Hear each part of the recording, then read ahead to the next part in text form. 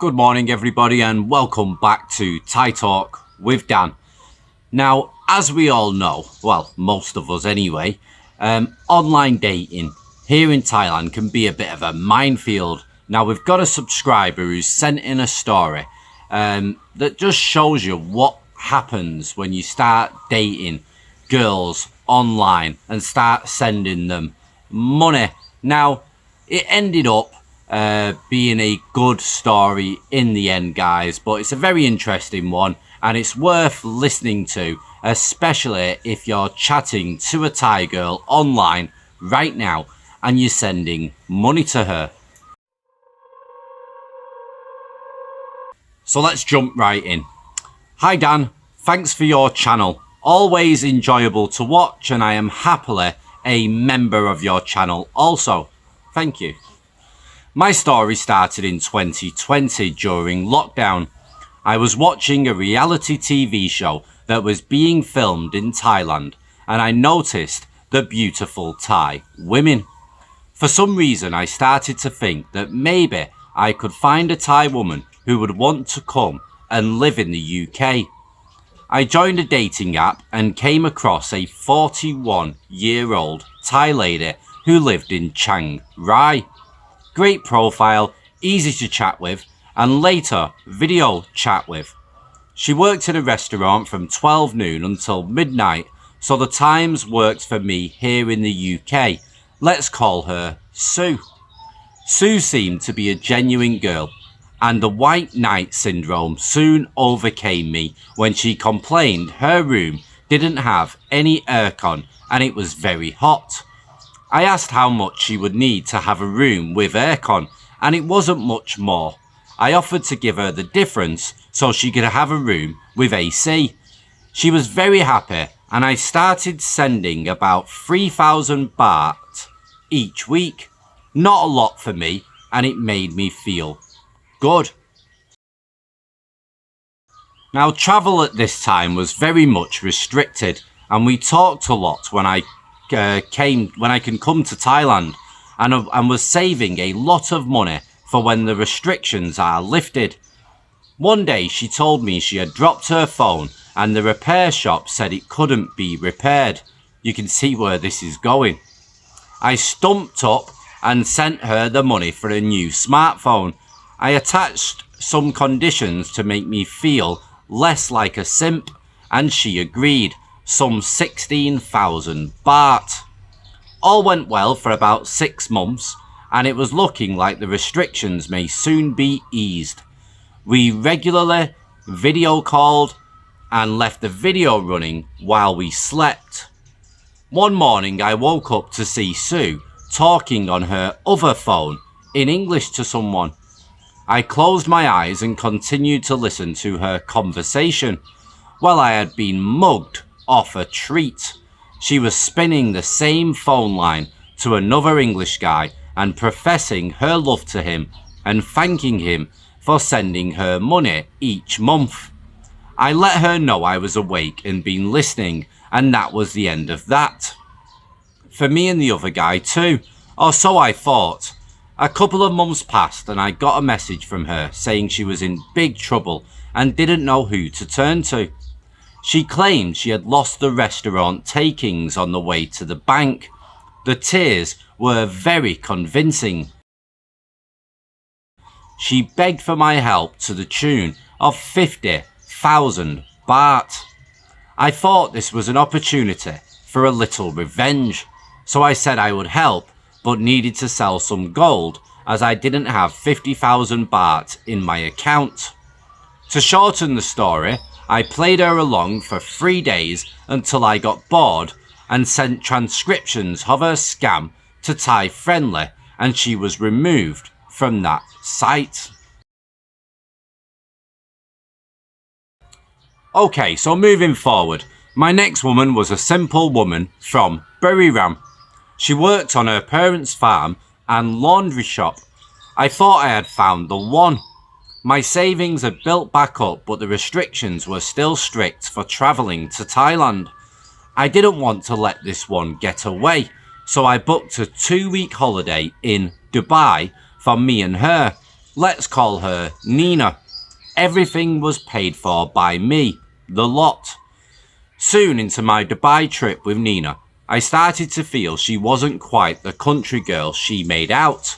I came across her Facebook page and they had just added the translate feature back to Facebook. After studying conversations she was having with people, I understood she used to work in a massage shop in Bangkok next to Soy Cowboy. I confronted her and she said she didn't want to ever work massage again. It was hard work and she was 41 now and tired. When she went back to Thailand, she never returned to Buriram and went to her house in Bangkok. Now she had a sponsor, she was able to live in Bangkok again. She partied with friends in Koh San Road frequently, so I knew this was going south very quickly. She started to tell me about a pre-arranged trip to a temple where she wouldn't be able to call with me because it was forbidden in the temple. I had already written Nina off by now, so played along to see what happened. Lo and behold, while supposedly at the temple, all the selfies of her in Chiang Mai started to appear on her Facebook pages, having a wonderful holiday in Chiang Mai with a special man, etc. Night night, Nina. Would I ever learn? I decided to just come to Thailand and do the Pattaya thing like so many other single guys. So when the restrictions were almost all gone and savings had come back, I booked 3 weeks to Thailand with enough funds for all the fun I could cope with. Now I had also changed my Thai-friendly profile to pretty much what your profile said. I had kind of given up on finding a real relationship, and then I got a message on Thai-friendly. Not the most beautiful girl I had ever seen, but seemed very nice. Not the usual chat I had become accustomed to from the usual suspects on Thai-friendly. I was enjoying our chats and I was very blunt with her. I told her I work in a shop on minimum wage and didn't own my own property. She didn't care. She has a good job, her own land and house left to her by her grandmother, and that her mother had taught her well to be careful with money and to save. So different from any other girl I had spoken to. She has a grown-up son from a relationship that went sour very quickly after her Thai boyfriend started using hard drugs. He died from his addiction a couple of years later. I confessed to her that I had booked a holiday to Thailand already and was coming in about a month. She was surprised and asked what my plans were. I said I was thinking about going to Pattaya as this was the closest beach to Bangkok. She asked if I would like a lift from the airport and that she lived close to Bangkok. I thought that was very generous and I said I would pay for her fuel. She said I didn't need to do that. She greeted me at the airport and I booked a hotel on Agoda. I offered to get her a room for the night and we would drive down to Pattaya the next day. She refused and said she would pay for her own room in the hotel. I asked if I could at least buy her a meal that night. She said, maybe. That first evening we went to a market close to the hotel and tried some food. Mu Ping was my favourite. We also went to a 7-Eleven and I bought a couple of beers for the hotel room that night. Later there was a massive electrical storm and I sat on the chairs outside the hotel watching aeroplanes getting struck by lightning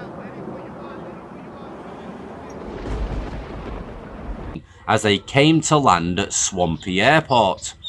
The next day the forecast wasn't great and I didn't want her to drive down to Pattaya in heavy rain. So I suggested a second night in the hotel. She spoke with her company boss and arranged some time off and agreed. She wanted to come and have a holiday in Pattaya as she hadn't been to the beach since she was a little girl. I said sure, come along, but I'll be going and doing my own thing. I had already arranged to visit a certain bar in Tree Town to go on a famous bar crawl. On the second night in the hotel by the airport, I was enjoying chatting with her from my room. I was starting to like her. I mentioned I would be watching the football that night. It was Portugal playing someone else. She chirped up about Ronaldo, sexy man. I hatched a plan. I went out to 7-Eleven and bought some wine coolers and some beer and snacks. I invited her to my room for drinks and snacks and to watch the football with me. She agreed. I thought Ronaldo might get her juices flowing, and with a little booze, some antics may happen. She doesn't drink, and after her second wine cooler, she said she wanted to rest her eyes for 10 minutes and crawled onto the second bed. I had the twin room. She went out like a light and into a proper deep sleep. I watched the football and left her, hoping she would wake up eventually, but she did not. The gentlemanly thing to do was to cover her up and let her sleep. Tomorrow I go to Pattaya, so I will get my fun there, I thought. The next morning I was awake before her. I showered, made some tea, and as she started to wake up, I offered her some tea. She said yes please, and I made her a brew, UK style. It was her first time having tea like this. I offered to go and buy her some breakfast, and she said no, that she would go to her room to shower and change, and we would go eat at the market together. As we chatted, she thanked me for being a gentleman last night. We went to eat at the market, and because I was a little skeptical about spicy food, I had Mu Ping again. We went to the 7-Eleven and stocked up for the drive to Pattaya. She educated me on the different foods available at 7-Eleven and scolded me for not putting my money away before leaving the shop. On the drive down to Pattaya, I was really starting to like her, so I thought I would test her. I started telling her about some of the girls I had chatted with on Thai Friendly for the past 2 years, many bar girls and massage girls. She really didn't know about what really goes on in places like Pattaya. I explained I wasn't interested in that type of girl. That weekend was the fireworks festival, and I was struggling to find a hotel. As we were driving towards central Pattaya, I spotted a sign, rooms daily, monthly, etc. We stopped and went to ask about availability. They had rooms for 300 baht per night, and I asked her to book 2 rooms until the Monday, as I could get a hotel in central Pattaya on the Monday after the fireworks. She did all the talking, and I got a really nice room with a view towards the Pattaya skyline. It was only for 3 nights, and she had her car. Didn't drink, so happy days. It turned out to be a really nice place to stay. Mom and Pop's shop close by, a restaurant that sold, you guessed it, Mu Ping. So I was happy. We were very close to the famous Pattaya weekend night market, so we went out to explore. Wow, what a place. We bought lots of food to bring back to the hotel to enjoy on the balcony that night. It was turning out I was having a really nice time with this lady. Later I said I was tired and wanted to shower and sleep, and we can go to central Pattaya tomorrow. So as I wanted to visit Tree Town after the fireworks, she asked if she could stay in my room. I agreed, and we showered together and had a most enjoyable night together. The next day, after another trip to the night market, we went down to the fireworks festival via a BART bus. What an experience. We went the totally wrong way and ended up in Jomtien. Every time she would ask the driver, how many baht? Always making me laugh because I knew the score with the BART bus. It's 10 baht, guys. If you ask, you pay more, and she did. Even after I told her, she still asked. I think she didn't want a long ride again like the first BART bus we took. Eventually, we watched the fireworks and I wanted to find Tree Town and frequent the bar I already knew about, or so I thought. We arrived and I ordered a Leo, and she wanted a water. I checked the bin and thought that the water was expensive. The girl came over and explained the cashier had charged for a lady drink and quickly got it changed. Smiles were all around, and my companion was impressed to be considered beautiful enough to be mistaken for a working girl. Remember, I had told her about the bar scene and bar fines etc. on the drive down. A couple of beers later, and my bladder was getting the better of me. I asked the waitress where the toilet was while standing on the street having a smoke. She told me it was inside the nightclub, attached to this bar, and I could smoke inside the bar no problem. I returned to my companion and explained I needed the toilet, so off I went. Well, I am a man of the world, but nothing prepared me for what met my eyes in the nightclub. Guys, if you have never been to a place like this, imagine what you think it will be like and multiply that by 1,000. I returned to the bar and asked my companion if she needed the toilet. She did not, thank God. I thought it was better to make tracks and said let's go to another bar. She said okay, but wanted to use the toilet first. Gulp. When she returned, she scolded me with a huge smile on her face. Why you don't tell me, she said. I explained I planned to leave this bar before she needed the toilet. She said she wanted to stay and go to the club next door, so we did. We talked about the pretty girls and she watched them dancing. One of the girls came to sit with her and spoke in Thai with her. She was clearly happy about this, so I asked the mama-san to bring her a drink and to have one herself also. We escaped to that bar and club several more times, playing pool and Connect 4 with the regulars and the girls. It was such a friendly bar with a good buzz, if you catch my drift. Now fast forward, this girl, let's call her Pung, is now my girlfriend.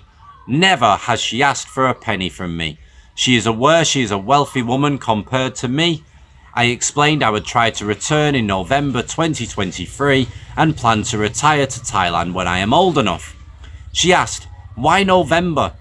I explained again that I worked in a shop that had a seasonal trade. Between March and October was impossible for me to have time off. She asked if I could have time off again before March. I said yes, but I don't have any money to come to Thailand. I needed to save up again. So my Thai princess has bought me a flight to Thailand so we can be together for Valentine's Day. She is also arranging to visit my town in the UK for July and August to spend 2 months with me. She is paying for everything, even a week in Pattaya, so we can have a picnic on the beach on Valentine's night. I can't wait. I'm packed and ready to go with over a week to spare. Okay, so I guess the point of my story is this. You don't need the prettiest girl to find someone special. Be honest and open up front. The girls looking for the money will stop messaging you when they realise they will get nowhere. I am no oil painting myself, early 50s, Pung is mid 40s. She is everything I like about a girl. True love comes along when you don't search for it, and this is an example of that. We have become best friends as well as lovers. We can talk for hours about anything and are always mindful of that because of the distance. Some extra reassurance can be both required and given when needed. So if you are a player, a good Thai girl will see straight through you, the same as we see right through the Thai girls after our money, eventually anyway.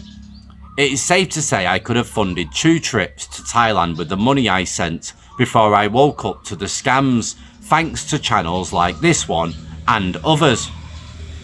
Happy ending story for any guys out there searching for a Thai girl. Do your homework, follow the good advice, ignore the bad. It is possible. It took me 2 years to find my girl, so be patient and be prepared to say goodbye to a lot of girls. All the best, Mu Ping. Yes, that's what she calls me now. Okay guys, so an interesting story there on a few different levels. One in regards to women always asking for money. My phone's broken. That old chestnut, that seems to happen a lot. This temple one, I think I've spoke about this temple in 3 other different stories. A lot of girls seem to be saying to men, I'm off to the temple, I can't use my phone, I'm going to be there for a week or 2 weeks, because they know that the guy they're meeting requires 100% attention. And then even when he finished with one of these girls, she still comes up with a story saying she lost the money, the takings from the restaurant, and required 50,000 baht. These girls will say anything in order to get that money from you guys. It's extremely common nowadays, and especially on these online dating sites. You need to be very, very careful. A lot of these women are just trying to speak to men, get them hooked on them, and then give them stories and try and get some money. It's easy money. They don't even have to touch you, and they're happy to video call with you all night and even fall asleep on the video call also. Now guys, in regards to the woman now that he's actually with, who Paul's with now, what do you think, guys? Do you think she's playing the long game, or do you think he's found a good one that's willing to use her own money and she's just looking for love? Let us know what you think down in the comments. And Paul, thank you very much for sending your story in. We've got quite a few stories going on today, guys, so I will be back shortly with another one. If you want to share your story on the channel, then as always, please email thaitalkwithdan@gmail.com. Thanks for watching, guys, and I'll see you very shortly. This has been Thai Talk with Dan. Ciao for now.